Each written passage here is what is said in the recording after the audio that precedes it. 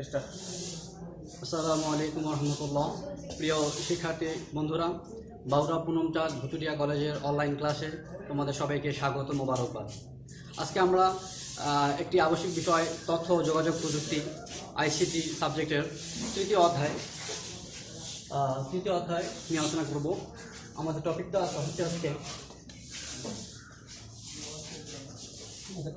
টপিকটা হচ্ছে number system বা সংখ্যা পদ্ধতি। তো সংখ্যা পদ্ধতি বোঝার আগে আমাদেরকে আগে বুঝতে হবে সংখ্যা কী।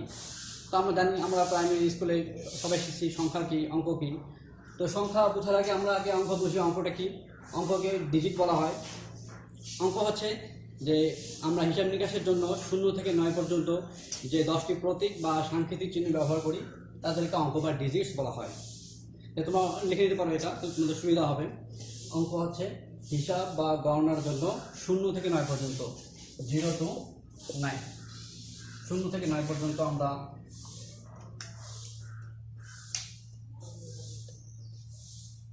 তাহলে 0 to 9 পর্যন্ত যে 10টি প্রতীক বা সাংকেতিক চিহ্ন ব্যবহার করি তাদেরকে অঙ্ক বা ডিজিটস বলা হয়। তাহলে অঙ্ক, এখানে আরেকটা কথা বলি, অঙ্ক গণিতে বা বিজ্ঞানে মোট অঙ্ক হচ্ছে 10টি, 0 to 9। তার মধ্যে 1 থেকে 9 পর্যন্ত 9টিকে বলা হয় সার্থক অঙ্ক, আর 0কে বলা হচ্ছে সংখ্যার অভাব জ্ঞাপক অঙ্ক। এটা অনেক সময় বিভিন্ন চাকরির পরীক্ষায় বা বিসিএস পরীক্ষায় এসে থাকে যে 0কে কি বলা হয়। তো 0 একটা পরিচয় হচ্ছে 0 হচ্ছে সংখ্যার অভাব জ্ঞাপক অঙ্ক অথবা অঋণাত্মক সংখ্যা বলা হয়। আর সার্থক অঙ্ক হচ্ছে 9টি, 1 থেকে 9 পর্যন্ত 9টি। এটা হচ্ছে অঙ্ক বা ডিজিটস। আরেকটি হচ্ছে এখন সংখ্যা বা নাম্বার। তো সংখ্যা হচ্ছে কি? তো অঙ্ক হচ্ছে 0 থেকে 9 পর্যন্ত 10টি হচ্ছে অঙ্ক। আর 2 বা ততোধিক অঙ্ক, যেমন 10 যদি আমি লিখি, 10 এখানে 2টি ডিজিট আছে, একটি হচ্ছে 0 আর একটি হচ্ছে 1। 10, এই 10 হচ্ছে সংখ্যা। আমরা যদি 150 লিখি, তো এখানে 3টি ডিজিট আছে, তো এটা একটা সংখ্যা, এটা একটা সংখ্যা। তাহলে অঙ্ক হচ্ছে 0 to 9, আর সংখ্যা হচ্ছে একাধিক ডিজিট বা সংখ্যা, অঙ্ক পাশাপাশি বসে সংখ্যা তৈরি হয়। তো আমরা সংখ্যা পদ্ধতি বোঝার আগে আমরা অঙ্ক এবং সংখ্যা বুঝলাম। এখন আসি সংখ্যা পদ্ধতি। সংখ্যা পদ্ধতি হচ্ছে কি? কোনো সংখ্যা লেখা বা প্রকাশ করার পদ্ধতিকে বলা হচ্ছে সংখ্যা পদ্ধতি। সংখ্যা পদ্ধতির ডেফিনিশন তোমরা লিখে নিতে পারো, বইও আছে। কোনো সংখ্যাকে লেখা বা প্রকাশ করার পদ্ধতির নাম সংখ্যা পদ্ধতি। তো প্রাচীন সময় থেকে আজ পর্যন্ত, সভ্যতার শুরু থেকে আজ পর্যন্ত সংখ্যা পদ্ধতি মূলত প্রধানত 2 প্রকার। একটি হচ্ছে নন পজিশনাল সংখ্যা পদ্ধতি, নন পজিশনাল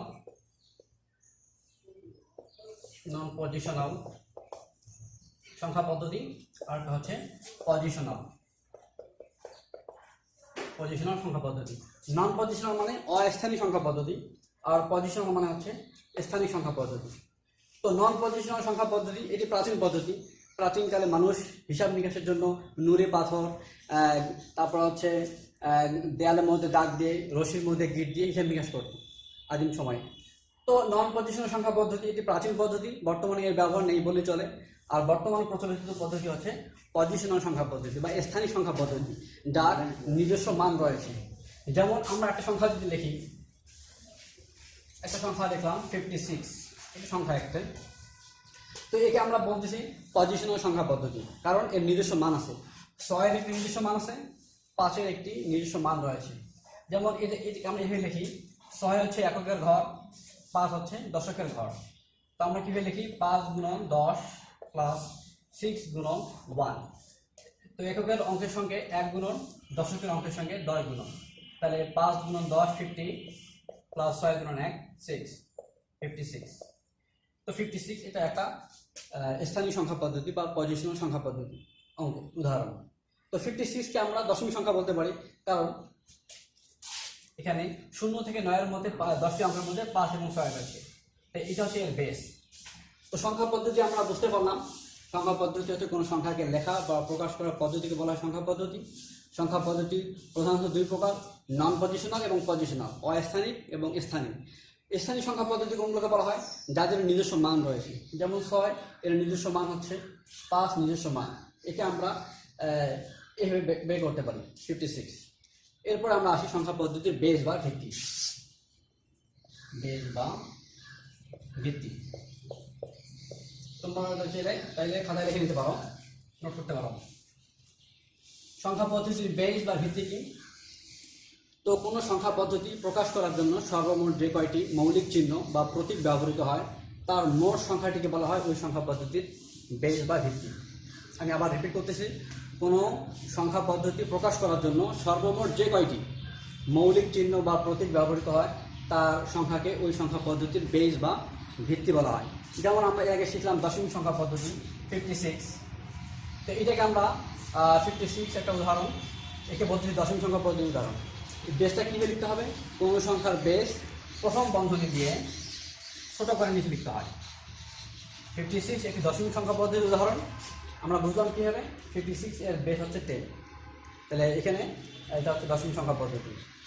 তো সংখ্যা পদ্ধতির বেস বা ভিত্তি হচ্ছে, আমরা আবার বলতেছি, কোনো সংখ্যা পদ্ধতি প্রকাশ করার জন্য সর্বমোট যে কয়টি ডিজিট বা মৌলিক চিহ্ন ব্যবহৃত হয় তার সংখ্যাকে ওই সংখ্যা পদ্ধতির বেস বা ভিত্তি বলা হয়।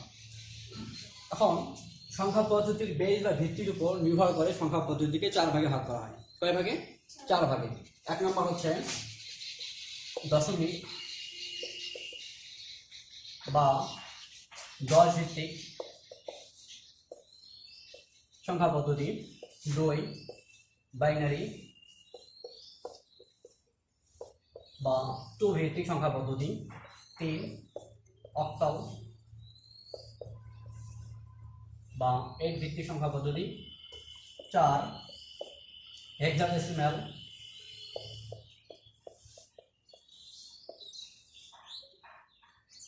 বা 16 ভিত্তিক সংখ্যা পদ্ধতি।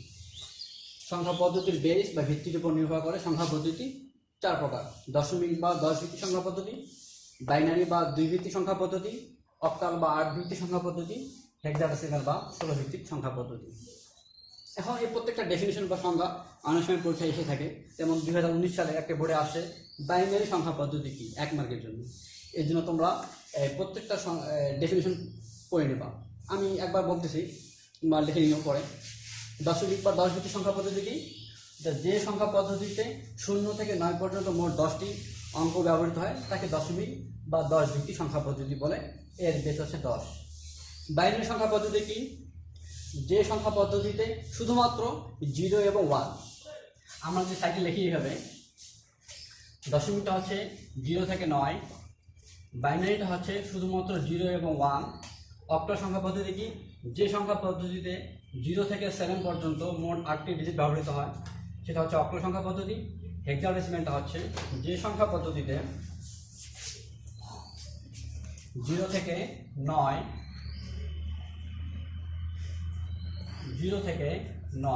এবং ইংরেজি লেটারের A, B, C, D, E এবং F, এই 16টি।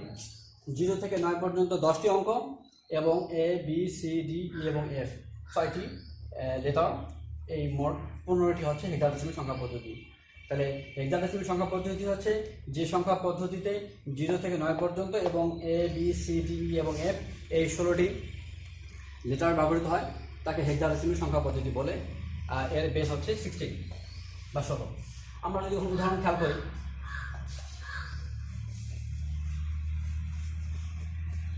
দশমিক সংখ্যা একটা উদাহরণ যদি আমি দিই 56, এর বেস 10। বাইনারি সংখ্যা যদি একটা লিখি 10101, এটার বেস। অক্টাল যদি লিখি 57, এটা হচ্ছে অক্টাল।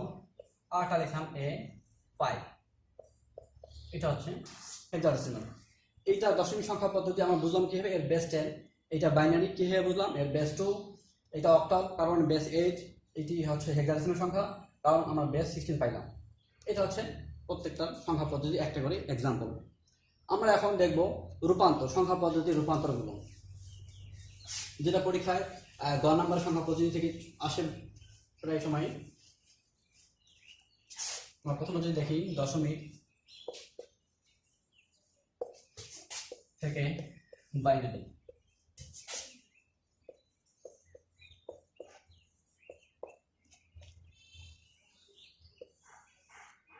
দশমিক থেকে আমরা বাইনারি সংখ্যা বের করি। ডাবল ডট চিহ্ন দেওয়া হলো, দশমিক থেকে আমরা বাইনারি করব এবং বাইনারি থেকে দশমিক সংখ্যা বের করব। একটা এক্সাম্পল দিই আমরা। কোশ্চেন আমরা যদি লিখি 5 6, একটা এক্সাম্পল 10 বাইনারি করতে হবে, ওয়াট চিহ্ন 2, তার মানে দশমিক সংখ্যাকে বাইনারি বের করতে বলা হইল। তো দশমিক সংখ্যার বেস হচ্ছে 10, বাইনারি বেস হচ্ছে 2। দশমিক থেকে দশমিক কোন সংখ্যাকে বাইনারি করার জন্য কি করতে হবে, এর বেস 2 দিয়ে পর্যায়ক্রমে ভাগ করতে হবে 0 না আসা পর্যন্ত।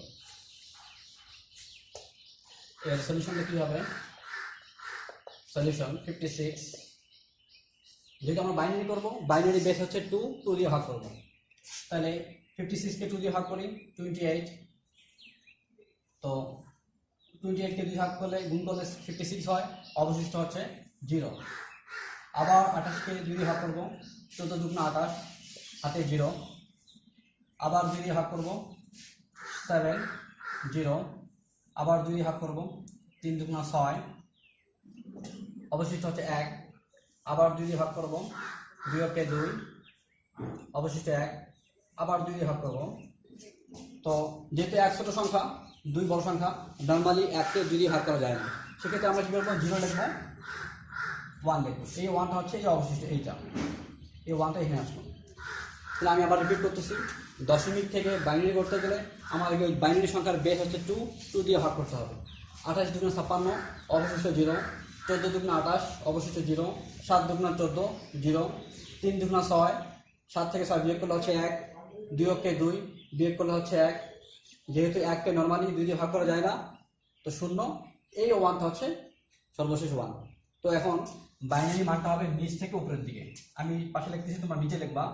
অতএব 56 10, তাহলে নিচ থেকে উপরের দিকে যাবে 1 1 1 1 1 1 0 0 0।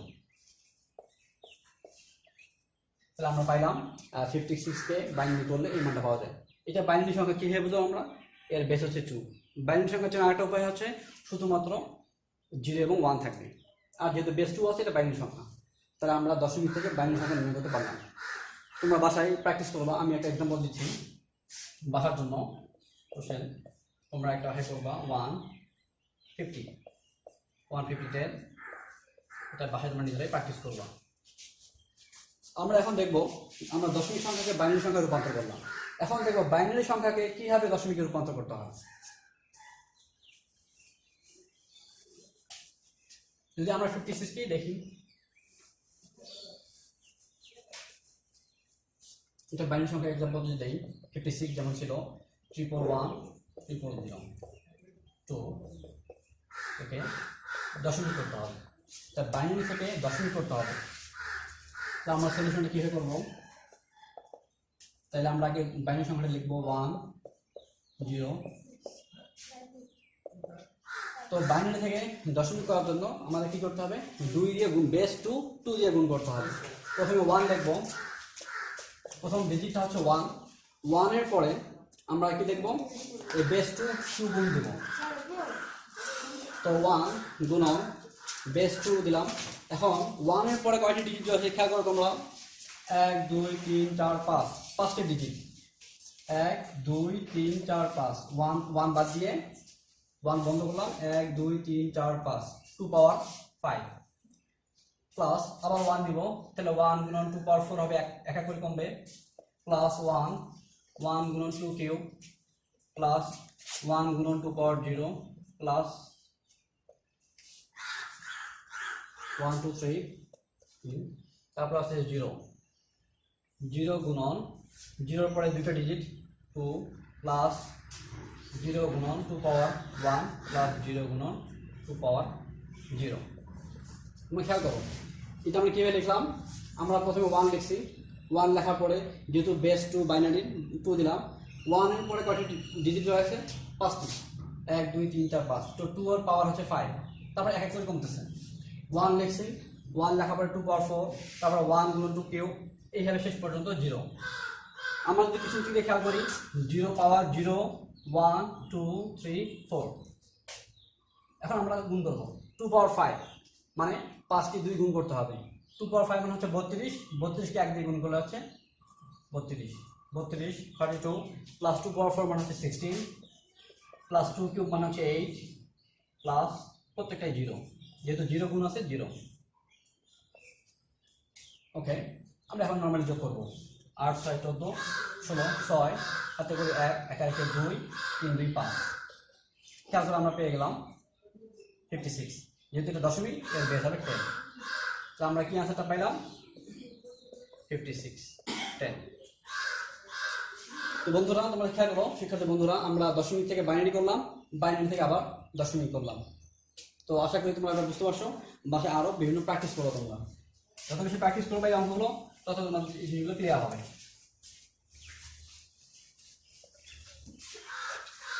তো শিক্ষার্থী বন্ধুরা, তো আমরা আজকে সংখ্যা পদ্ধতির একদম বেসিক জিনিস আলোচনা করলাম, সংখ্যা কি, অঙ্ক কি, তারপরে আমরা শিখলাম সংখ্যা পদ্ধতি কাকে বলে, সংখ্যা পদ্ধতির প্রকারভেদ এবং সংখ্যা পদ্ধতির বেস, সংখ্যা পদ্ধতির বেজের উপর নির্ভর করে সংখ্যা পদ্ধতিকে 4 ভাগে ভাগ করা যায়, দশমিক, বাইনারি, অক্টাল, হেক্সাডেসিমাল 4 প্রকার। তারপরে আমরা দশমিক থেকে বাইনারি সংখ্যার রূপান্তর শিখলাম, কীভাবে দশমিক থেকে বাইনারি করতে হয়, তারপর বাইনারি থেকে দশমিক করতে হয়। এগুলো আজকে আমরা পূর্ণ সংখ্যা শিখলাম। ইনশাআল্লাহ আমরা নেক্সট ক্লাসে ভগ্নাংশ সংখ্যা থেকে কীভাবে করা যায় সেটাও শিখবো ইনশাআল্লাহ। আমরা আশা করি তোমরা প্রত্যেকটা লেকচারগুলো মনোযোগ দিয়ে শুনবা।